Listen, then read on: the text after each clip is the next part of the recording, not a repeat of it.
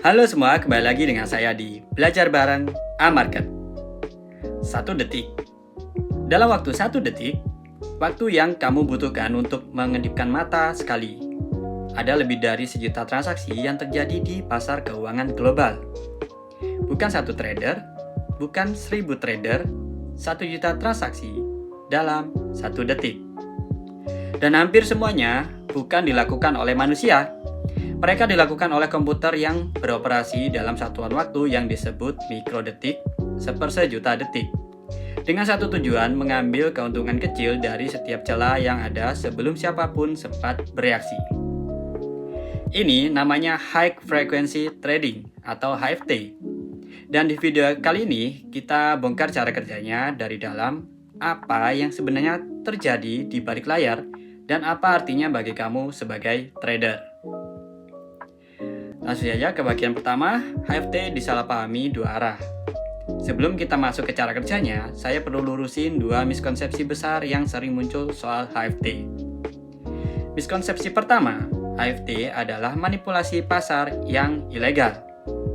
Banyak orang, terutama setelah peristiwa flash crash 2010 di mana Dow Jones turun hampir 1000 poin dalam beberapa menit, lalu kembali naik, langsung menyimpulkan bahwa HFT adalah kejahatan terorganisir di pasar keuangan. Ini terlalu simplistik. Miskonsepsi kedua, HFT tidak ada hubungannya dengan trader biasa. Ini yang lebih berbahaya. Banyak trader retail berpikir HFT adalah dunia lain yang tidak mempengaruhi mereka. Kenyataannya, setiap kali kamu menekan tombol buy atau sell, ada kemungkinan HFT sudah mendeteksi niatmu dan bergerak sebelum ordermu dieksekusi. Memahami HFT bukan soal ikut-ikutan, ini soal memahami ekosistem pasar tempat kamu bermain setiap hari. Berikutnya, HFT adalah evolusi, bukan revolusi. Sebelum kita masuk ke teknisnya, penting untuk menempatkan HFT dalam konteks yang benar. HFT bukan sesuatu yang muncul tiba-tiba dari ruang kosong. Ini adalah evolusi alami dari trading berbasis algoritma yang kita bahas di video sebelumnya. Diambil ke batasnya yang paling ekstrim. Kalau algo trading biasa beroperasi dalam satuan detik atau milidetik, HFT beroperasi dalam mikrodetik hingga nanodetik. Kalau algo trading biasanya menggunakan server di kantor atau cloud. HFT menggunakan server yang ditempatkan di dalam gedung bursa itu sendiri. Dan kalau ada algo trading biasa mencapai keuntungan dalam satuan persen, HFT mencari keuntungan dalam satuan sen per transaksi. Tapi dilakukan jutaan kali per hari. Ini bukan sihir, ini matematika yang dijalankan dengan infrastruktur yang sangat mahal dan sangat cepat. Berikutnya cara kerja HFT. 3 strategi utama. Oke, sekarang kita masuk ke intinya. Bagaimana sebenarnya HFT menghasilkan uang? Ada 3 strategi utama yang perlu kamu tahu. Nah, strategi pertama, market making, menjadi penyedia likuiditas. HFT secara simultan menawarkan harga beli dan jual, mengambil spread yang sangat tipis. Mungkin HFT secara hanya 1/10 sen per transaksi dilakukan jutaan kali sehari, hasilnya sangat signifikan. Bayangkan pasar tradisional, ada pembeli yang mau beli di harga tertentu dan penjual yang mau jual di harga tertentu. Di antara keduanya ada selisih harga yang disebut bid-ask spread. HFT sebagai market maker masuk di tengah-tengah itu. Mereka secara simultan menawarkan harga beli dan harga jual, mengambil spread yang sangat tipis, mungkin hanya 1/10 sen per transaksi, tapi karena mereka melakukan ini jutaan kali sehari, keuntungannya sangat signifikan. Dan di sini ada sisi positifnya yang sering diabaikan, karena HFT, market maker selalu siap membeli dan menjual. Pasar jadi lebih liquid, kamu bisa masuk dan keluar posisi lebih mudah dengan spread yang lebih kecil dan yang mungkin ada tanpa mereka. Strategi kedua, latency arbitrage, mengeksploitasi perbedaan kecepatan. Harga aset yang sama bisa berbeda sepersekian sen di 2 exchange. Karena Butuh waktu untuk data berpindah. HFT dengan server lebih dekat ke exchange mengeksekusi sebelum harga menyesuaikan. Ini yang lebih kontroversial.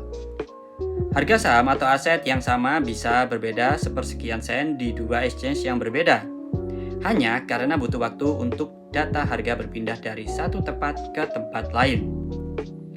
HFT dengan server yang lebih dekat dengan exchange bisa melihat pergerakan harga di satu exchange dan mendahului pembaruan harga di exchange lain, membeli murah di satu tempat dan menjual mahal di tempat lain, dalam waktu yang lebih cepat dari yang bisa dideteksi oleh siapapun secara manual. Ini mengapa perusahaan HFT rela membayar jutaan dolar per tahun hanya untuk colocation menempatkan server mereka di dalam gedung bursa, sedekat mungkin secara fisik dengan server bursa itu sendiri. Bahkan selisih beberapa meter kabel bisa berarti selisih mikrodetik, dan mikrodetik itu bernilai jutaan dolar. Nah, strategi ketiga, statistical arbitrage, pola yang tidak terlihat oleh mata manusia. HFT menganalisis korelasi antar instrumen dalam skala waktu yang terlalu cepat untuk manusia. Misalnya memanfaatkan jendela 0,3 detik antara pergerakan harga minyak dan saham perusahaan energi. HFT juga menggunakan algoritma yang menganalisis pola statistik antara berbagai instrumen secara bersamaan dalam skala waktu yang jauh terlalu cepat untuk dianalisis manusia. Misalnya, kalau harga minyak mentah biasanya bergerak 0,3 detik sebelum saham perusahaan energi tertentu menyesuaikan. HFT bisa mengeksploitasi jendela 0,3 detik itu jutaan kali sehari. Dan semua itu terjadi jauh sebelum analisis manusia manapun bisa membuka spreadsheet-nya. Kemudian, dampak HFT dan apa artinya bagi trader biasa. Oke. Sekarang pertanyaannya yang paling penting. Kalau HFT beroperasi di dunia yang jauh di luar jangkauan kita sebagai trader individu, apa yang relevan untuk kita? Nah, hal pertama, kamu tidak bisa bersaing di kecepatan. Jadi, jangan dicoba. Server terbaik yang bisa kamu beli tetap jutaan kali lebih lambat dari infrastruktur HFT. Tapi ini bukan masalah. Kamu bermain di time frame berbeda. HFT bermain di mikrodetik, kamu di menit, jam, atau hari.